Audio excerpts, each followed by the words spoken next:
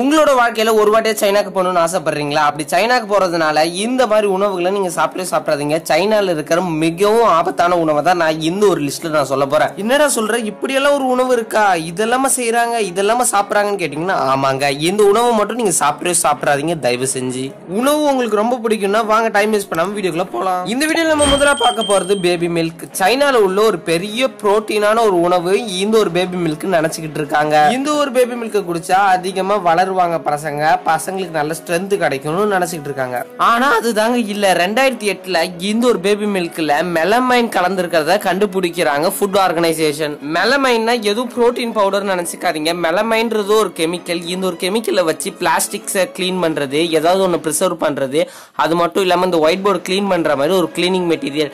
இதை வந்து பால்ல யூஸ் பண்ணா சீக்கிரமா கண்டுபிடிக்க முடியாது. இது ஒரு புரோட்டீன் கண்டென்ட் மாதிரி இருக்குமா. இந்த மெலமைன் கலந்த பாலை நீங்க குடிச்சீங்கன்னா உங்களோட கிட்னில கேன்சர் வர்றது, கிட்னில ஸ்டோன்ஸ் உருவாகுதுன்னு சொல்லி நிறைய பிரச்சனை வரும்.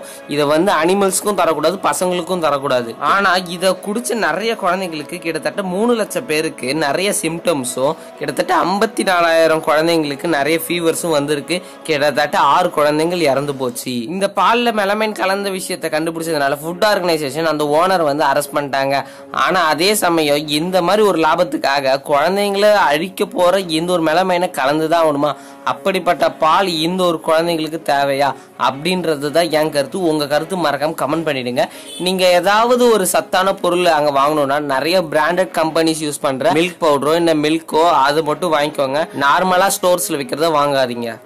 இந்த வீடியோல நம்ம ரெண்டாவதா பார்க்க போறது கட்டர் ஆயில். என்னடா ஏதோ டிரைனேஜ் ஓபன் பண்ணி சாக்கடை காமிக்கிற மாதிரி இருக்கு அப்படின்னு நினைக்கிறீங்க. இது பேர் தான் கட்டர் ஆயில். சைனால மோஸ்ட் ஸ்ட்ரீட் ஃபுட் இடத்துல இந்த ஒரு ஆயில தான் வந்து சமைக்கிறாங்களாம். என்னடா சொல்ற, குப்பை மாதிரி இருக்கு, இதையே சமைப்பாங்க அப்படின்னு கேட்டீங்கன்னா ஆமாங்க. சைனால உள்ள நிறைய கடைகள்ல மொத்த எண்ணெய் கழுவியும் ஒரு இடத்துக்கு வரும். அதாவது ஒரு டிரைனேஜ் மாதிரி இருக்கும். அதுல ஃபுல்லா இந்த ஃபுட் வேஸ்ட் தான் இருக்கும்.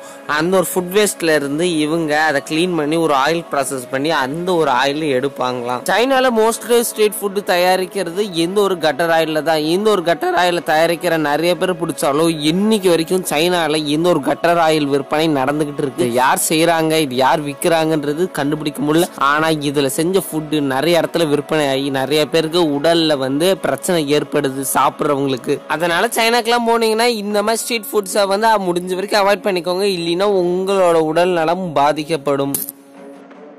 இந்த வீடியோல நம்ம மூணாவதா பார்க்க போறது டோஃபு. டோஃபுனா ஒன்றும் இல்லைங்க, இப்போ எப்படி நம்ம நாட்டில் பன்னீர் அப்படின்றது ஒன்று இருக்கோ அதே மாதிரி சைனால வந்து பாத்தீங்கன்னா டோஃபுன்றது பன்னீர் மாதிரி கிட்டத்தட்ட. சைனால வந்து பாத்தீங்கன்னா சோயா சங்க்ஸ் மூலமா இந்த ஒரு டோஃபுவை தயாரிக்கிறாங்க. ஆனா அது நல்ல ஒரிஜினல் டோஃபு. ஆனா இதே மாதிரி கலப்படம் பண்றவங்க என்ன பண்றாங்க தெரியுமா? 2017ல ஒரு ஃபுட் ஆர்கனைசேஷன் இந்த ஒரு டோஃபுல என்ன கலந்துருக்கு தெரியுமாங்க?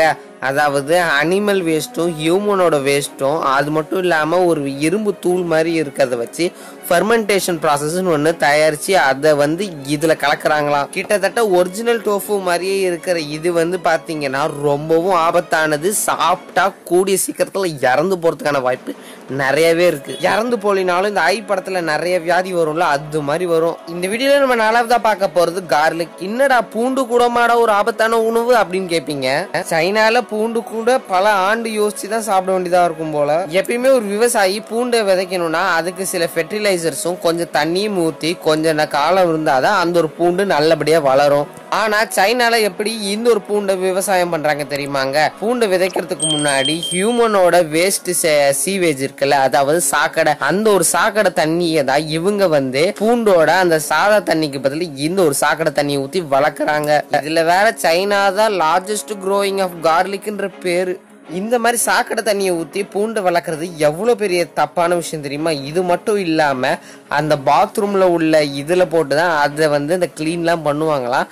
அதை க்ளீன் பண்ணி முடித்த பேருக்கு அங்கே உரம் போடணும்ல, அதுக்கு இன்னமும் யூஸ் பண்ணுறாங்களா மெத்தில் புரோமைட்.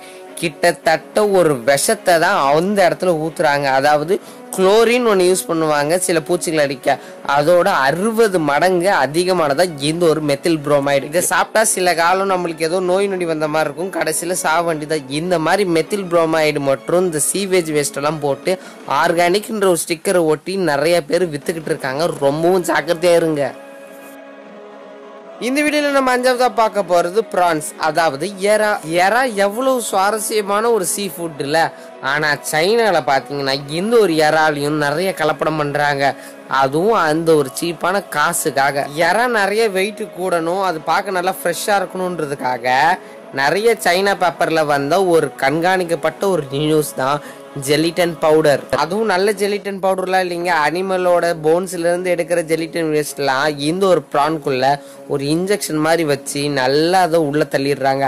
அப்பதான் ப்ரான் பார்க்க கொஞ்சம் குண்டாவும் பெருசாவும் தெரியும், வெயிட் போட்டா இன்னும் அதிகமாகவும் தெரியும். அதாவது கிட்டத்தட்ட நீங்க 1/2 கிலோ போட்டாலே அது 1 கிலோ அளவு காமிக்கிற மாதிரி. TAPA அப்படின்ற ஒரு கவர்மெண்ட், அதாவது இந்த சைனால இருக்கிற ஒரு ஃபுட் ஆர்கனைசேஷன் கவர்மெண்ட், இவங்க இந்த மாதிரி இன்ஜெக்ட் பண்றத ஒரு வாட்டி கண்டுபிடிச்சிட்டாங்க. கண்டுபிடிச்ச உள்ள இது மாதிரி ஒரு ஜெல்லி மாதிரி இருக்கும். இந்த ஒரு ஜெல்லி பாத்தீங்கன்னா சாப்பிட்றவங்களுக்கு ஒரு ஸ்லோ பாய்சன் மாதிரி. இது ஈஸியா மட்டமா இருக்கும், ரொம்பவும் ஆபத்து.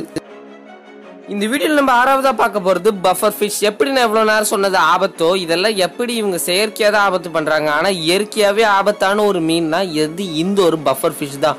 உலகத்திலே ரொம்பவும் விஷத்தன்மை வாய்ந்த இந்த ஒரு பஃபர் ஃபிஷ் சைனால விதவிதமா இருக்கு. ஆனா சைனால இதையும் சமைச்சு சாப்பிடுறாங்க. சில பேர் சொல்லுவாங்களா கத்திரிக்காய் சாப்பிட்டா சில பேருக்கு ஒத்துக்காது, சில பேருக்கு ஒத்துக்கும் அப்படின்னு.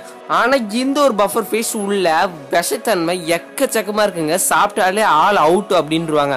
ஆனா இதை என்ன பண்றாங்கன்னு பாத்தீங்கன்னா சைனால இதையே ஒரு மெனுவா வச்சு இந்த ஒரு பஃபர் ஃபிஷ் ரொம்பவும் ட்ரெண்டிங்கான டிஷ் மாதிரி போகுது. இதுல நல்லா கிளீன் பண்ணி மசாலா எல்லாம் போட்டு உள்ள இருக்கிற ஃபிளஷ் எல்லாம் எடுத்து இதை சமைச்சு தராங்க. கிட்டத்தட்ட ஒரே ஒரு % மக்களுக்கு மட்டும் தான் ஒத்துக்கும். ஆனா இதை சாப்பிடுறது அவங்களோட ஓன் ரிஸ்க். கிட்டத்தட்ட 1200 மடங்கு விஷங்கள் இதுல மட்டுமே இருக்கு. இந்த மீன் தான் இவ்வளவு ஆபத்தா இருக்குல்ல, இதை ஏன் மனுஷங்க சாப்பிடுறாங்கன்றது எனக்குமே தெரியல. ஆனா பெரிய பெரிய ஹோட்டல் சைனா ரெஸ்டாரண்ட்ஸ்ல எல்லாம் பாத்தீங்கன்னா இன்னைக்கு வரைக்குமே பஃபர் ஃபிஷ்ன்றது ஒரு பெரிய மெனுவா தான் இருக்கு. அதையும் நிறைய பேர் வாங்கி சாப்பிட்டு இருக்காங்க. இது என்னதான் கெமிக்கல் டெஸ்ட் பண்ணாலும் நிறைய விஷத்தன்மை இதுல இருக்கு. அதுல இருக்கிற சில விஷங்கள்லாம் எடுத்துட்டு தான் இந்த ஒன்ன வித்துக்கிட்டு இருக்காங்களாம். கிட்டத்தட்ட ஸ்ரீலங்கால பாம்பு முதலெல்லாம் எப்படி விற்கிறாங்களோ அந்த மாதிரிதான் இந்த ஒரு பஃபர் ஃபிஷ்ஷும் சைனால சேல்ஸ் பண்ணிக்கிட்டு இருக்காங்க. நீங்க இந்தியால இருந்து இதை போய் வாங்குறீங்கன்னா சத்தியமா இது வாங்கிடாதீங்க, இது ரொம்ப ரொம்ப ஆபத்தான ஒரு உணவு. இந்த வீடியோல நம்ம 7வதா பார்க்க போறது மஷ்ரூம்ஸ். சைனால உள்ள மஷ்ரூம்ஸ் ஒன்னு வேற லெவல்ல டேஸ்டா இருக்கும். அப்படின்னு சாப்பிட்டு 16 பேர் ஹாஸ்பிட்டலுக்கு போயிருக்காங்க. இதை சாப்பிட்ட எல்லாரும் காரணமும் சைனால உள்ள ஒரு மஷ்ரூம் தான். இதை சாப்பிட்ட நிறைய பேருக்கு லிவர்ல நிறைய பிரச்சனை வந்திருக்கு, வாந்தி, வாம்பிட்டு, பேதி, இது எல்லாமே ஆகி சில பேர் கோமாக்கு வரைக்குமே போயிருக்காங்க. என்னடா சொல்ற, அப்ப நம்ம நாட்டிலயும் தான் நிறைய காளான்ஸ் இருக்கு, காளான் ஃப்ரை இருக்கு, காளான் கிரேவி இருக்கு, அப்ப காளான்ல இருக்கிறது எல்லாமே ஆபத்தான்னு கிடையாதுங்க. சைனால உள்ள காளான், அதுவும் முக்கியமா ஆர்கானிக் போட்டுட்டு வர காளான் எல்லாமே சைனால இருக்கிறது ரொம்பவும் ஆபத்து. சைனால இருக்கிறது வாங்கிடாதீங்க. முடிஞ்ச வரைக்கும் யூஎஸ்ல கூட என்ன பண்றாங்க, சைனால இருந்து இம்போர்ட் பண்ணிருக்காங்களாம். 3 பங்குல இருந்து 1 பங்கு சைனால இருக்கிற மஷ்ரூம்ஸ் தான் ரொம்பவும் ஃபேமஸா வந்துகிட்டு இருக்கு. ஆர்கானிக்ன்ற பேர்ல நிறைய ஆபத்தான விஷயத்த சைனா இன்னைக்கு வரைக்கும் வித்துக்கிட்டு இருக்கு. சைனா தான் என்னதான் டெவலப்டு கண்ட்ரின்னு சொன்னாலும் இந்த மாதிரி உணவு பொருட்கள்ல இந்த மாதிரி சைனா ரொம்பவும் கீழ்மட்டம் தனமா ஏன் இப்படி பண்றாங்க அப்படின்னு தெரியல. அதனால எப்படி என்ன பண்ணிருக்காங்கன்னு பாத்தீங்கன்னா நிறைய இடத்துல வார்னிங் கொடுத்து சைனால இருக்கிற மஷ்ரூம்ஸ் எதுவும் வரக்கூடாது அப்படின்னு போட்டிருக்காங்க. சைனா மஷ்ரூம்ஸ் இப்ப வரைக்கும் பாத்தீங்கன்னா ஃப்ரெஷ்ஷா இருக்கும், அதாவது ஒரு 2 வீக்ஸ் கழிச்சாலும் அது ஃப்ரெஷ்ஷா இருக்கும். அது மாதிரி அதுல போட்டு மருந்து கெமிக்கல் எல்லாம் போட்டு ஒரு மருந்து காளான அதை கொடுத்து வச்சிருக்காங்க. அது காளானே கிடையாது, ஒரு விஷம். முடிஞ்ச வரைக்கும் குவாலிட்டியா USDA அப்படின்னு சொல்லி உள்ள ஒரு ஆர்கானிக் சர்டிஃபைடு கம்பெனி உள்ள ஒரு காளான வாங்கி சாப்பிடுங்க. இந்த வீடியோ பிடிச்சிருந்ததுன்னு நீங்க நினைச்சீங்கன்னா இந்த வீடியோக்கு ஒரு லைக் பண்ணி ஷேர் பண்ணி மறக்காம நம்ம சேனலையும் சப்ஸ்கிரைப் பண்ணி வச்சுக்கோங்க. நாங்க போடுற ஒவ்வொரு இன்ஃபர்மேட்டிவான வீடியோ உங்களுக்கு நோட்டிபிகேஷன் சேரும். இன்னொரு சூப்பரான வீடியோல பார்க்கலாம். Tata bye bye, see you.